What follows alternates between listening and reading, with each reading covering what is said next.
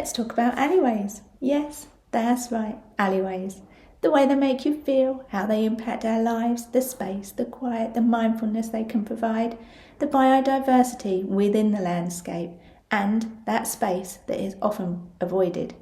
Unless, like me, you like the alleyway and the liminal space it can provide. It's a beautiful word, liminality. It's derived from the word limen, which means a border between one thing and another, or a threshold between one world and another world.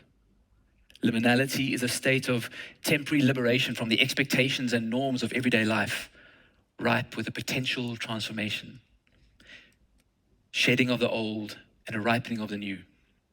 As anthropologist Victor Turner phrased it, liminality is in betwixt and in between the present and the future.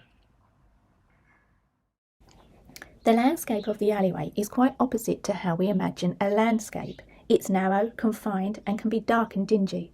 Whilst being in these reduced conditions, they make me look closer at the landscape, see what is hiding in plain sight, be conscious of the time that is encapsulated there, and look for the abstract that mirrors the feeling within the alleyway. How can I connect this through my photography? To adopt a new perspective, I gave the camera autonomy and shot pictures without looking. Was this a wise decision? I'm not convinced. The pictures felt flat, 2D and emotionless. I continued on and gave the machine to Harley, who has not been influenced yet of the ideals of the alleyway. Blackberries? Do you see? Ooh!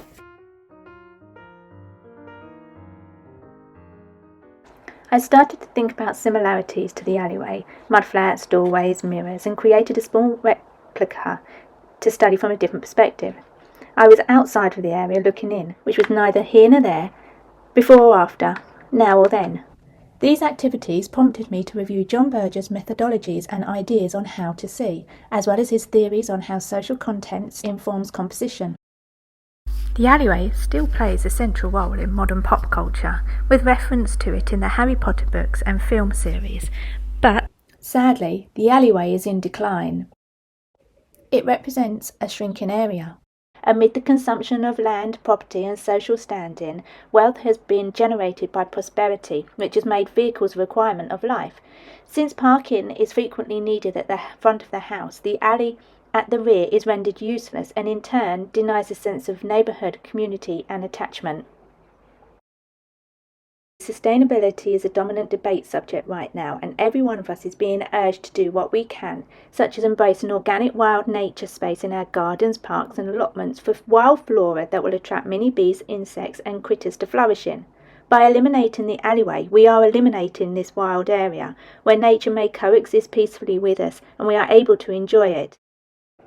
The alleyway I am particularly interested in is one that I used frequently as a child. It led me to my friend's house, to the bus stop to go to school, to the arcade for meeting friends, and to the local chip shop where I could go with 2p, yes 2p, and get served the scraps at the bottom of the fire, which, in my opinion, are the best bits. This alleyway provided me with a staple place that changed only with the seasons. When all around was in turmoil, this space provided comfort, a place for me to explore my youth, of activism, diversity, questions and transition. It provided me the liminal space I needed. On my journey, I met Johnny.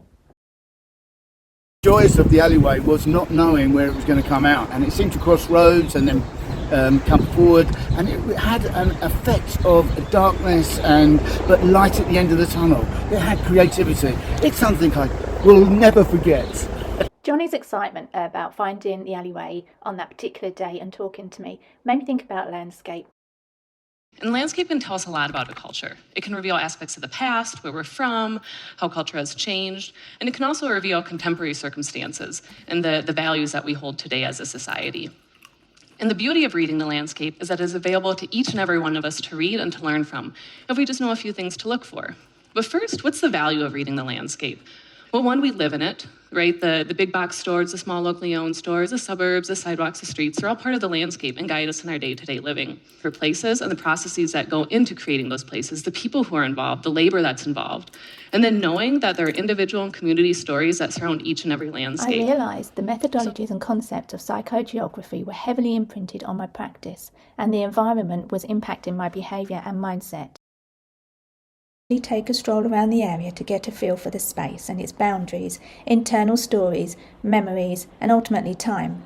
Recognising how our emotions and behaviours are affected by shadow, darkness, light separation, and of course the time of day. The geographical place may be the same, but the connection can be very different, and occasionally it just doesn't work. I accept these instances as simple artefacts for the process, and relish in the silence and calm I experience from the alleyway. The article on Will DeNovo's Magic of the Alleyway brings in colour and alternative narrative to what we expect from an alleyway. There's diversity and eccentricity. I was excited to bring in a new narrative into my own photography.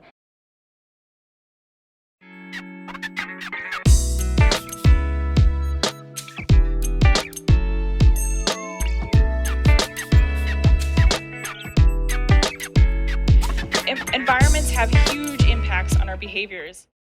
Quoting Todd Hido from an interview with Sasha Wolf in PhotoWorks, he says, "Personal connection and emotional resonance are absolutely essential in order to stay engaged in a body of work. I incorporate this idea throughout my work, my current practice, and the forthcoming procedures." The series House Hunting evokes a similar feeling of hauntedness as alleyways do. As I was thinking about how I was going to get my work seen, I was introduced to the work of Mark Leckie in the Tate Britain Gallery, where he built a replica of the M52 bridge on the Wirral. Feelings of possible belonging are evoked in both works, with an eerie, memory-laden youth era fictitiously collaged together. Now, although I felt similarities to his work and my work with the alleyway, my choice was quite opposite to his, and I went for the postcard size. I am distributing the free homemade postcards into charity shops, seaside vendors, and telephone box library swaps. This enables me to maximise paper space, reach a wider audience, and give serendipity to my work and its journey. I have included the location coordinates on the postcards so they can be visited either physically or digitally, and even maybe rephotographed.